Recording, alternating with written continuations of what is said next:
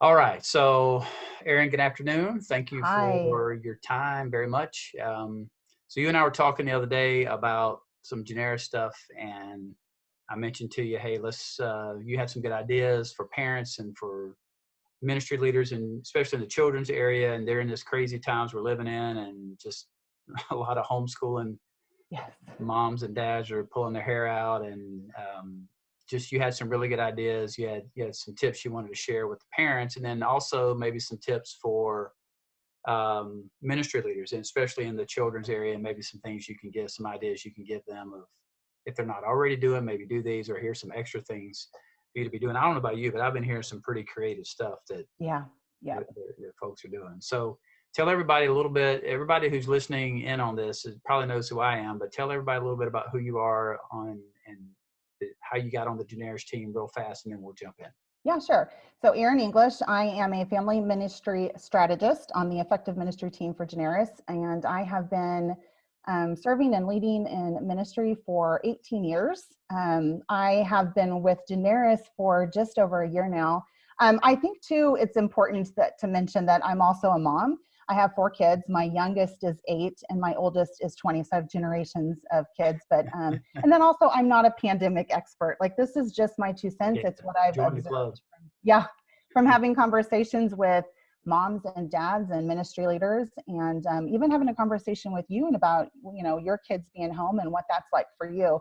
So I'm certainly not a pandemic expert, but I've learned a few things, kind of standing back and just watching too. Like, I'm not in the mosh pit leading a ministry at a church right now. So I have the opportunity to have like this balcony view perspective, and just watching what leaders are doing and how parents are kind of surviving and thriving during this current season.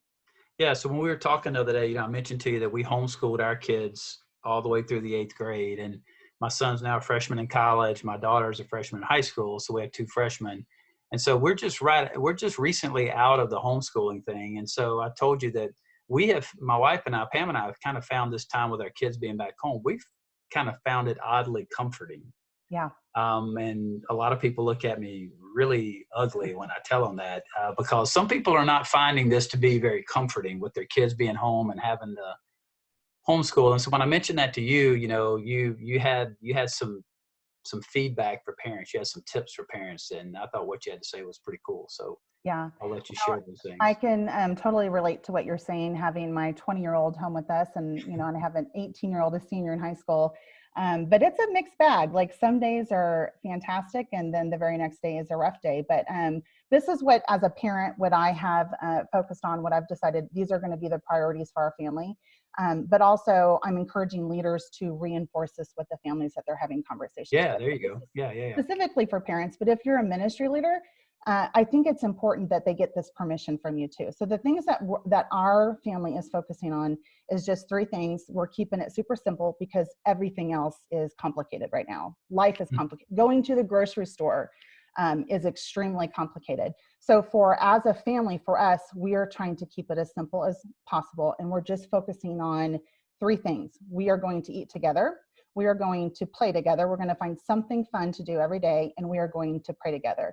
And everything else is it's just not a priority right now. We want to get through this and still have our relationships intact. Like, we're going to fight for the heart and fight for the relationship, and everything else we're just letting it go. So I'm learning a whole lot personally about grace for other people, grace for my kids, grace for my husband, but grace for myself too.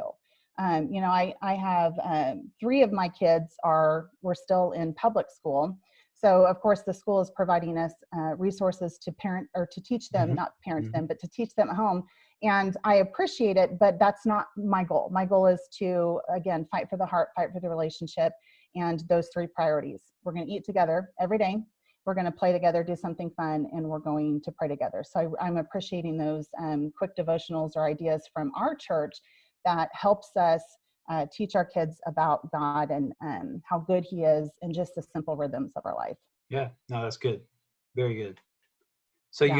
you also mentioned the other day in our time together in our call. I don't remember exactly how you worded it now, but you basically said everybody just take a breath. Yeah. Everybody just needs to exhale. Just Yeah, everybody exhale. Yeah. It's going to be okay. It really is going to be okay. And here's the deal, like families that were already homeschooling, this is probably not news to them, but I'm not a homeschooling mom. I did it for one semester with one of my kids in 8th grade, and about one semester was all that we could handle. So my kids are going to be behind next year. So if you feel like my kids are going to be behind if I'm not spending 3 or 4 hours teaching, I don't even know new math. The school does not want me teaching the kids about new math. I'm old school math. So we're doing what we can, and but we're also having fun with it. So we've all picked out a chapter book, and I'm just kind of giving myself grace on this. Maybe your kids won't be behind, but if they are, it's okay. Mine are going to be behind too. But we are going to come out stronger with our relationships and with not just with each other, but with God. And we're going to have fun during this. We just got to get through it. So everybody just take a deep breath. Yeah, no doubt. I mean, we when we were homeschooling our kids, a lot of ours was very much self-directed, and a lot of misnomers about homeschooling is that you have to be up in front of your child teaching for 40 minutes out of every hour and lecturing. And that's just not the way homeschooling works. I mean, some people might do that, but as a general rule, that's not the way it works. And we would have our children's assignments, written out for the day, and it was on them to finish the assignments. I mean, we monitored and were there to answer questions and help them and guide them through it, but it was mostly on them, kind of self-directed study to just get through all the assignments. And if they really, would bear down and just knock them out, it'd be 2.5, 3 hours. Yeah. And they were done. Yeah. And what people are thinking now that their kids are home, they have to be engaged in learning in the same window of time that they would be when they were in the classroom. And that's just not the case. I mean, that's unrealistic. Well, and I think teachers are scrambling. I mean, just like we are as ministry leaders trying to get good content to parents, I think the schools and the teachers are too. And from the conversations I've had, it's different with every family. Like for us, we're getting one teaching video from the school. The kids watch it and then they'll write kind of, this is what I learned. And it's like an hour, if that, and they're done. But I was having a conversation with a parent who, it was like 3 hours of content and teaching. And then the child had to fill out, work. And then the parent had to scan it in and send it to the school. And I was just like, no, that just can't be, that is too much. It's just too much. We're all overwhelmed and everything is complicated. And again, just keeping it simple and just doing the best you can with what you have and giving yourself a whole lot of grace as a parent. Yeah. So talk a little bit more about, what you're telling, because you're working with Generis, primarily focusing with clients, with churches who are looking to have a conversation with somebody about how they can improve their children's ministry program. The effectiveness of the effective ministry team, right, of Generis is helping a children's ministry area be more effective than they currently are. So when you're having conversations with ministry leaders in children's area, what are y'all talking about, and what are you telling them? Yep, I'm giving them 3 things too. And I think in the urgency of now, when everything kind of blew up, every ministry leader, particularly with family ministry, because some churches had an online service. I still have not found one church that had any type of online digital content for kids. So like everybody was scrambling to get some type of service online for kids. We're past that now. And right now, what I'm telling absolutely the number one thing that I want every one of the leaders that I'm working with to focus on is connecting with the volunteer leaders on your team and connecting with the families that go to your church. Like 95% of your time, focus on connecting. And it really, depending on the size of your church or the size of your leadership team, kind of the way that I think about it is like the old school phone trees. Do you remember those, Alan? I remember growing up, my mom was a part of a phone tree at our church. And if there was a prayer request or a need, like she got a phone call, and then she had hanging on the fridge the list of her 10 people that she was responsible for. And she called them and pass on that need or that prayer request. And I think that's exactly where we're going to win with this. So what I'm telling the ministry staff, paid staff leaders that I'm working with is start with your leaders and just reach out to them, phone call them. I don't know, 4 weeks ago, not many people answered their phone. I honestly don't know if that's changed yet or not. I think that it's worth a phone call. Sure. I'm more likely to pick up my ringing phone now and have a conversation than I was pre-pandemic. So call. And I've even told them, write out a script. I'm just checking on you. I want to make sure you're doing well. How can I serve you? How can I pray for you? If you don't get a phone call, if you don't get an answer, send them a text. Some people probably won't respond. I really think a majority will, but it's how we stay connected and engaged with them. And then too, the people that do lean in and respond well, ask them, hey, would you help me stay connected to our families? Can I send you the names of 10 of our families, and would you do for them just kind of what I'm doing for you? And we'll create a phone tree. Yeah. I think connection is going to, it's just, we need it right now. And I think it's going to help us sustain those relationships that will move into this post-pandemic reframing of ministry. Like, we just need to stay connected well. So that's the number one thing that I'm telling absolutely every ministry leader that I talk to. The second thing is content, and this might surprise you. So I just mentioned everybody's worked really hard to get their content pushed online. I think a couple of things. I think on Sunday, and I've been hopping around and looking at a bunch of what other churches are doing for their families. Right now, the kind of the three big curriculums, Orange, Lifeway, and Life Church, sometimes New Spring will give them stuff. They're all giving away their stuff for free. Life Church always have, but even Orange and Lifeway are now giving digital content away free. And they reorganized it so that you can literally post it on your page and be done. I've seen some churches add content. So they'll add a video of me, sitting in my backyard in my pajamas doing a devotional. I don't think that's necessary for Sunday. I think there are families now that haven't been plugged into a church, that are looking for fun content. Like, I'm telling all of the parents in my neighborhood, go check out my church's website. There's fun stuff for kids to watch and do on Sunday. But to see a video of their kids director, like, they don't know who that is, and they're going to check out. Their attention span is short. So it's just, if you've done it, it's not a bad thing. But I think, again, your time and energy is going to be better spent making a devotional that you share in your parent group on Facebook, or connecting with leaders. So there's great digital content. Take advantage of it. Post it on your church's website. And then focus your energy again on connection. But the second content piece is that stuff during the week, those little encouragements that you can give parents that will help them utilize the new rhythms that they're creating to teach their kids about God. So I'm not talking about like a sit down devotional or any type of Bible study, but just little encouragements that remind parents that this doesn't have to be complicated. Again, we're looking for simple. So when you're out for a walk, and every family in my neighborhood is out walking all the time now. They're outside a lot. So while you're outside, the dogs or the pets, Pam makes a comment that the antidepressants for animals and pets is gonna the demand is gonna go up when this thing ends, because all these animals are living their best lives, right? Yes, they are. It's so cool though. I mean, like I went out for supplies and I came back at 5 o'clock, and I almost moved me to tears to see families out on their patio and just being together as a family and walking. And I'm seeing that a lot. Our family is doing it. So what I love from, like even our church, is just the simple encouragements of, hey, while you're on a walk, do a scavenger hunt. Share this verse, and, thank God for creating this. I don't know if it's like this where you're at, but the weather here, we've never had a spring this beautiful. It's unbelievable. We're outdoors more, but that's an opportunity. Thank you, God, for the sun today.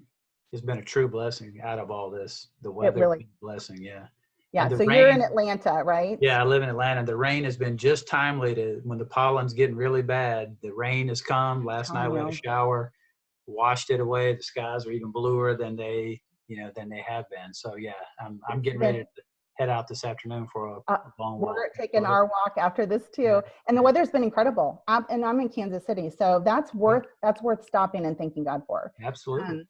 Yeah, but the other, and if you want to do a devotion, your people do need to see your face. I don't think it needs to happen on Sunday. Just get that great content out there. You got to keep it short and fun. But during the week, I do want to see my kids' pastor, just giving a quick devotion or checking in. At our church, we always did huddles before. I volunteer in the children's ministry at my church. So we always did volunteer huddles. They're still doing their huddle. It's a Facebook Live. Of course, I'm not on Sunday when I don't have to be. I'm not getting up at 8:30 to do a huddle, but she does it live, and it's there for me to check in and watch later. So that also is creating that community for the leaders, but you can do one that the kids can watch and post that in I think you need a parent group and a leader group, Facebook group that they have to belong to, but that's where people do need to see your face and hear your voice. So for one was connection, two is content, the weekly programming, and then just simple things for parents. It's like that Deuteronomy 6, 4-7, love the Lord impress it on your children when you walk along the road. I'm totally butchering that verse, but every family ministry leader knows what verse I'm talking about. That's the kind of time. Deuteronomy 4:7. Yes, Deuteronomy chapter 6, 4-7. Chapter 6, 4-7. Okay. Give parents easy things to do where they can do it during their easy rhythms. And the thing too is that this will go back. We'll have a new normal, but we are going to be back at church, and every family ministry, good, healthy family ministry knows that when they're going to win with kids is by partnering with parents. And most curriculums now provide great parent resources that parents take home, and they're reiterating what the kids learned on Sunday. I think this is a perfect opportunity to continue to get those resources in the hands of parents and tell them how to use them in these new rhythms that hopefully we're going to get into these rhythms. Like Orange has a God time card for grade schoolers and a placemat for preschoolers. Or grade school has a God time card and preschoolers have a placemat. Well, still continue to get that to your parents and then talk about it and post about it, about ways to use it. So as we're creating these new rhythms that I hope that don't go away, I hope that a couple times a week our family continues to take a walk together, and that we're eating more meals together than we ever have. So I'm going to start using those parent resources and those natural rhythms now that will carry over to our new normal over. All right, Deuteronomy chapter 6, verses 4-7. Listen, Israel, the Lord our God is the only true God. So love the Lord your God with all your heart, soul, and strength. Memorize his laws and tell them to your children over and over again. Talk about them all the time, whether you're at home or walking along the road or going to bed at night or getting up in the morning. Yep. When you walk along the road, when you get up, and when you lay down, teach it to your children. And it doesn't have to be seminary type content. It is just thank you, God, for today. Yeah. That's how we honor God and teach our kids about him. All right, point 3. Point 3. So this is kind of stuff that you can do that will help you in the future. Like I said, well, I think we talked about this the other day, but I was listening to a podcast, the Carrie Newhoff podcast the other day, and he was having a conversation with Bobby Herrera, who mentioned in a crisis, there's kind of 3 phases to a crisis. The first one is survive. The second one is recover, renewal, revive, that recover piece. And then the third one is reframe. I think even though we are still a couple days away from the apex of COVID-19 in our country, we're doing surviving. We've got that covered. We figured out how to get our stuff online. But when we're not quite to the recover stage, but I think we can be thinking through what recovery and renewal is going to look like and how we're going to celebrate when we do get back. And that's the conversations I'm having with pastors right now. I mean, they're not dismissed. They're not saying that we're beyond the worst of it, but they have, pastors got thrust into this, and staffs got thrust into this faster than almost anybody in the country. 100%. Because this goes down on Thursday and we got worship on Sunday. Right. Well, they were still deciding if we were going to be open or not. And it's changed so quickly. Yeah. And so I think most pastors, after being a month in, they are, and staffs, they're like you. I mean, they're like, okay, now what's next? Right. I mean, they're not minimizing the effects. I'm not trying to say they're blowing it off, but they've got, if you're a true visionary, you've got to be thinking ahead. You've got to be, next? And if you're a ministry leader, listen to this. If you're not thinking ahead right now, you may find yourself behind the curve a little bit. 100%. My opinion. So I think that's true for family ministry leaders too. There will be a time, it's coming for, and it's kind of exciting, like this renewal and revival that we're going to have the opportunity. So I think that's a good place for us to spend some energy thinking through what it's going to be like to essentially relaunch our church or our ministry when we do meet together again. So I think planning a party or planning what that's going to look like is a good way to kind of spend your time. And it kind of makes it fun. Like I'm already looking forward to being together with my church family. How are we going to celebrate that? How are we going to take advantage of that to create this renewed vision and this revival in our church? But the reframing is where I think we also need to be very, very conscientious. And I don't think that we're at a place yet. Reframing is kind of the third place for the crisis. And ministry is going to look different a year from now. I have no idea how. And I think we're still way too early in this to craft that yet. But I think there are some things we can be doing that will influence those decisions in the future. So what I think ministry leaders need to be doing right now is taking very good notes. Like what are you learning? I have my little bullet journal, and I've got a whole page dedicated to what am I learning as a parent? What am I learning as a wife? What am I learning as a friend? And what am I learning as a ministry leader? And I think even for a ministry leader, I think it's important. What am I learning as a parent? Because a lot of other parents are probably learning those same lessons too. And those things will influence what ministry should and could look like in the future, because God's given us a really unique opportunity to get back to a basics where family really is the priority, and family really is the primary spiritual influence of their kids. So as I couldn't agree with you more. Yeah. Couldn't agree with you more. So let's do this. All right. So you had 3 points: connection, content, Yes. and what was the third one? The reframing. So we talked about surviving in the recovery, revival, renewal's coming, but take good notes. That's my take good notes. So let's do this. So let's stop this one. Let's stop this conversation. We're at 20 minutes. So I think that's about where everybody, our attention they can go about 20 minutes. Yes. And I think we do this again and we spend that time talking about reframing. Okay. Because I think most people are on top of the connection thing and they're at least trying, and you've given them some good help. They're trying to get content out there. They're moving on that. You've given them some good suggestions on that. But the reframing thing is, I think people may not quite be there yet. And so let's do this again and let's talk about reframing next time. Sure. Okay, sound good? Yes. Much really good. Appreciated. That was a lot of fun. Thank you. Absolutely. All right. So I'm going to try to stop this recording.